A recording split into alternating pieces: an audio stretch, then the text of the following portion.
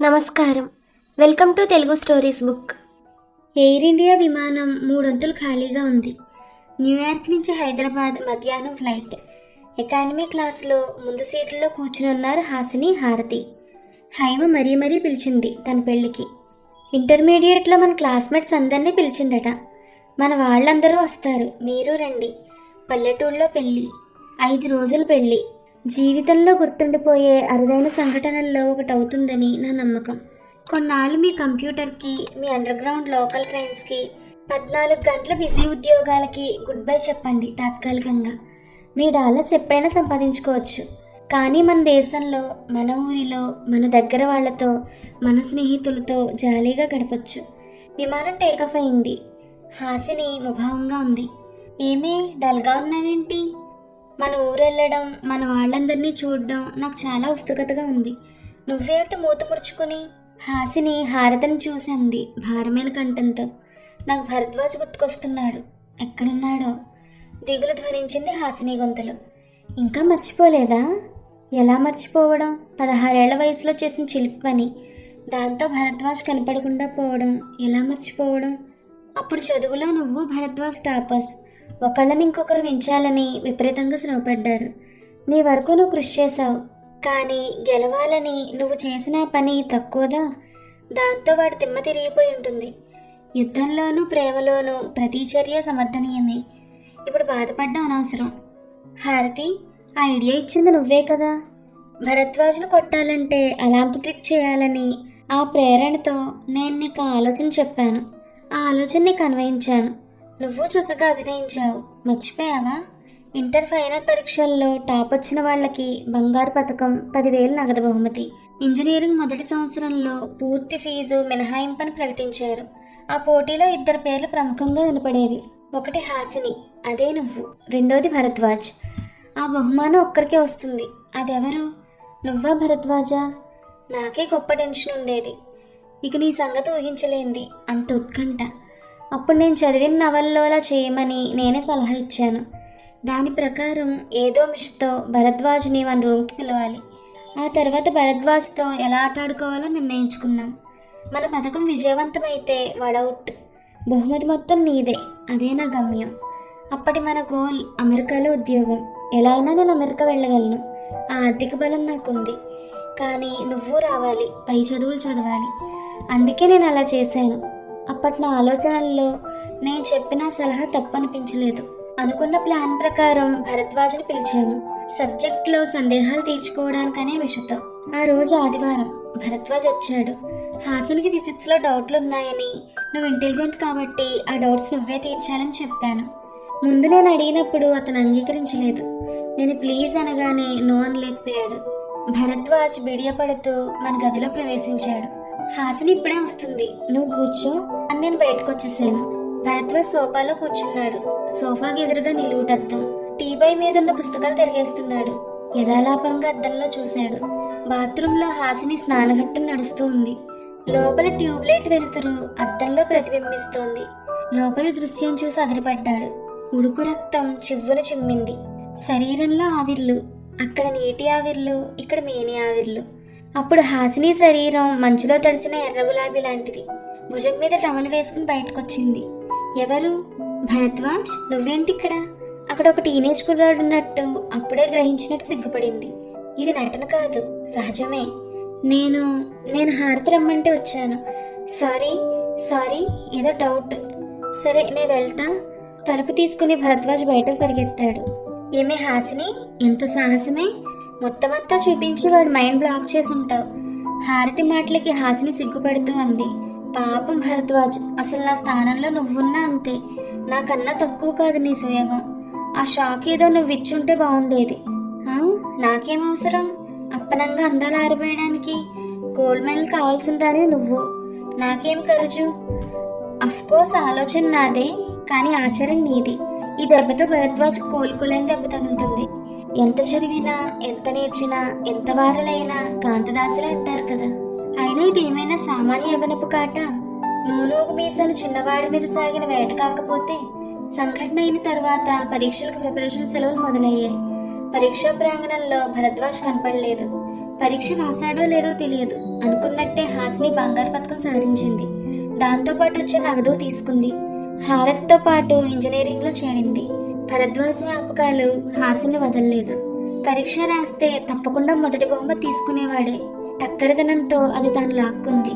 అతని జ్ఞాపకాలు ఆమెను వదలలేదు. పెళ్లి మండపం అతిథులతో నిండిపోయింది.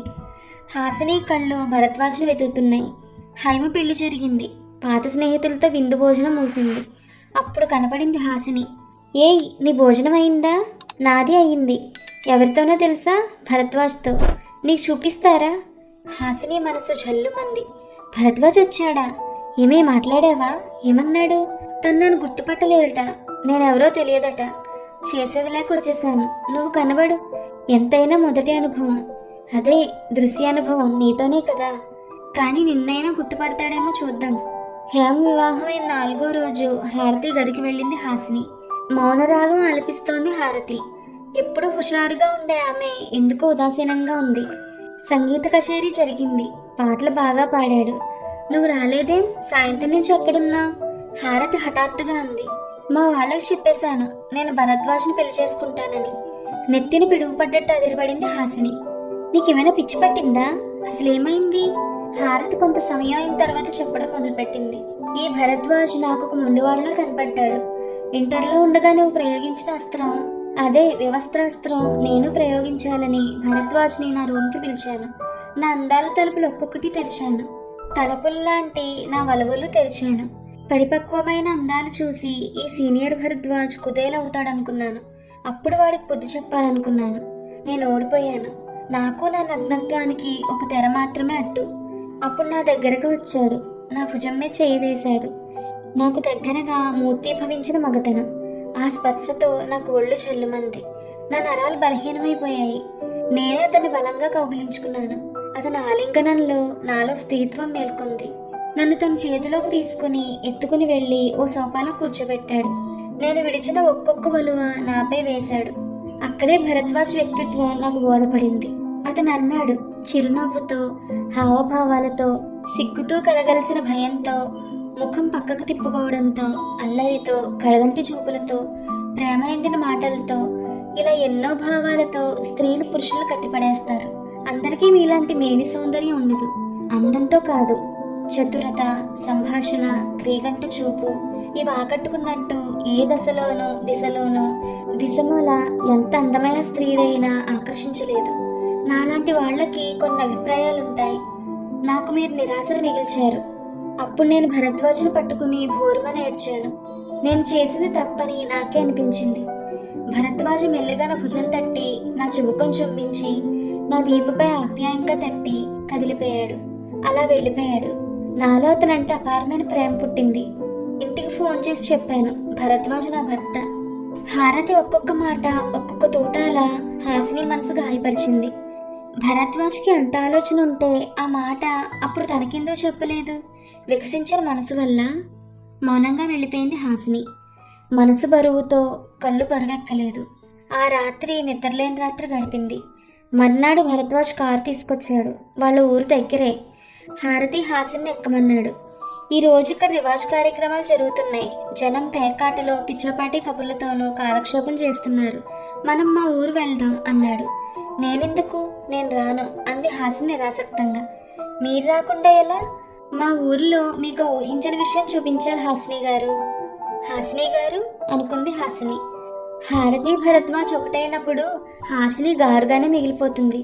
అయిష్టంగా కారెక్కింది. దగ్గరైంది తాను ముందుగా. హారతి ఇప్పుడు వచ్చి ఏదో మాయ చేసి భరద్వాజ్ని దక్కించుకుంది. భరద్వాజ్ ఊరు దగ్గరే. 1 గంటలో అక్కడ ఉన్నారు.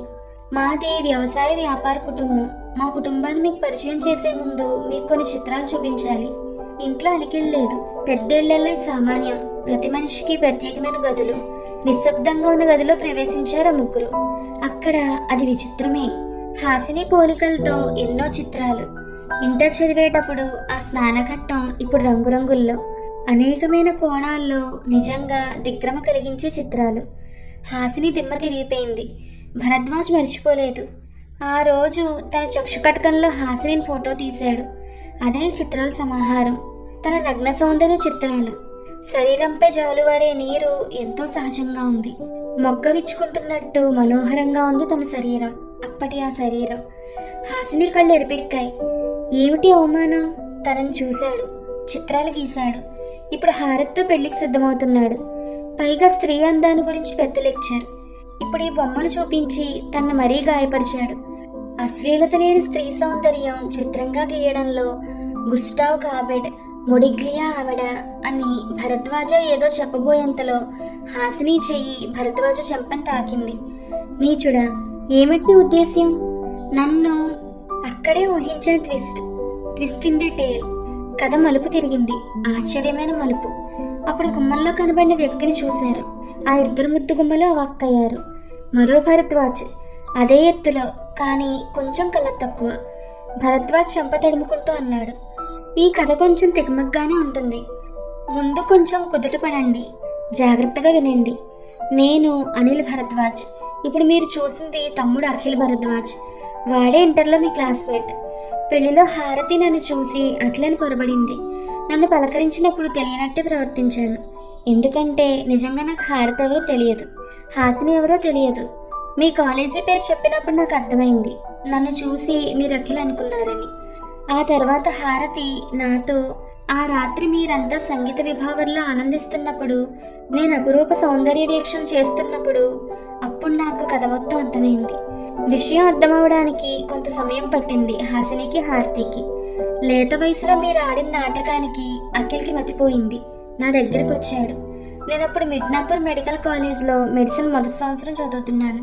పిచ్చివాడిలా ఉదాసీనంగా ఉన్నవాడిని చూసి గుచ్చిగుచ్చి అడిగాను. వాడు వివరంగా చెప్పాడు. వాడు ఏడుస్తున్నాడు, చదువు మానేస్తానన్నాడు.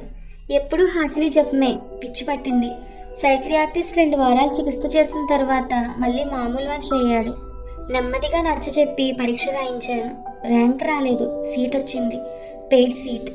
నేను వైద్య విద్య అభ్యసిస్తున్నాను. నాకు హ్యూమన్ అనాటమీ తెలుసు. వాడికి మానవ శరీర శాస్త్రం మీద ఆసక్తి కలిగింది హాసిని గారిని చూసిన తర్వాత. స్వతహాగా వాడు ఆర్టిస్ట్. అందుకే మీ బొమ్మలు ఎక్కడ పడితే అక్కడ అనేక కోణాల్లో గీశాడు. అందమైన చిత్రాలు. వాటిలో అశ్లీలత లేదు. ఇదో రకం పిచ్చి, ఎవరిని బాధించని పిచ్చి. హాసినికి తను చేసిన తప్పు అర్థమైంది. హాసిని, సారీ, మీరు అఖిల్ అనుకుని బాధపడుతూ ఉంది. మీరిద్దరూ బాధపడనక్కర్లేదు. మానసిక విశ్లేషణలో ఒక కొత్త విషయం బోధపడింది. ప్రేమలో ఉన్నప్పుడు మనిషి ప్రవర్తనలో మార్పు వస్తుంది. గంభీరంగా ఉండే మనిషి కూడా సామాన్యుల్లో మారిపోతాడు. మిస్ హాసిని అప్పుడు ఆ చిన్న వయసులో అఖిల్ ప్రేమలో పడింది. అందుకే ఆమె హారత్ చెప్పిన వశీకరణ ఉపాయానికి ఒప్పుకుంది. పైగా ఆమెకు అవసరం కూడా ఉంది. ఆ గందరగోళ పరిస్థితుల్లో అలా చేయడం వింత కాదు. అఖిల్ అంటే ఉండే ఆరాధన వల్లే అప్పుడు ఆ విచిత్ర వస్త్రాపహరణకు ఒప్పుకుంది. హాసిని తేరుకుంది. భ్రాతభావన పోయింది. కోపం పోయి దాని స్థానంలో కుతూహలం ప్రవేశించింది. అనిల్ గారు, మరి హారతి? అనిల్ హారతి వైపు చూసి అన్నాడు. వలపులో ఉన్న వ్యక్తి ఇలా బిజ్జారుగా ప్రవర్తిస్తుంటారని చెప్తారు. అంటే హారతి మిమ్మల్ని? ఆ సంగతి నన్ను కాదు, ఆమెను అడగాలి. ఆ సమయంలో అఖిల్ లోపల పని ముగించుకుని బయటకు వచ్చాడు. ఏ దేశమైనా ఎంత పెద్ద ఉద్యోగాలు చేసినా మన దేశవాసి కొన్ని కట్టుబాట్లు ఉంటాయి. మన భోజన కట్టుబాటు చూడండి. ఒక సమయం, ఒక స్థలం మనకు అలవాటు. కోక్ తాగుతూ బర్గర్ తిన్నా మనం లంచ్ చేయలేదని అంటాం. సమయము సందర్భం లేని కామం అక్కడిది. ఇక్కడ 1 నైట్ స్టాండ్స్ లాంటివి అరుదు. ఇక మన వివాహ వ్యవస్థ, దానిలో ఉండే ఆధారాలు విశిష్టమైనవి. మన విశ్వాసాలు పవిత్రమైనవి. మీ నగ్న సౌందర్యం చూసిన తర్వాత నాకు అఖిల్కి వేరే ఆలోచనే లేదు. మీరు మాత్రమే మా జీవిత భాగస్వాములు అని నిర్ణయించుకున్నాం. తిరుగు ప్రయాణంలో అఖిల్ భరద్వాజ్ కూడా వాడుతూ ఉన్నాడు. 4వ రోజు పెళ్లితంత అయిన తర్వాత హేమ ఖాళీగా ఉంది. అమ్మాయిలు, జరిగింది నాకు అనిల్ చెప్పాడు. నాకు అనిపించింది మీ జంటలు సరిగా కుదిరాయని. హారతి ఇప్పటికీ ఇంట్లో వాళ్ళతో మాట్లాడింది. హాసినికి అభ్యంతరం లేకపోతే. హాసిని లేచి లోపలికి వెళ్ళిపోయింది. హేమ, ఇలారా అని పిలిచింది. లోపలికి వెళ్ళిన హేమతో హాసిని అంది, నా దేహాన్ని పూర్తిగా అఖిల్ చూశాడు. అతనే ఆఖరివాడు కావాలి. హేమ నవ్వుతూ బయటకు వచ్చింది. Line clear. ఇక పెళ్లికి ఏర్పాట్లు చేసుకోవాలి. 1 కాదు 2. హాసిని అఖిల్, హారతి అనిల్. ఇంటి పేరు ఒక్కటే, భరద్వాజ్. కన్నే వధువుగా మారింది. సంప్రదాయబద్ధంగా వివాహాలు జరిగాయి. ఈ కథ మీకు నచ్చితే please like, share and subscribe to our Telugu stories book. Thank you.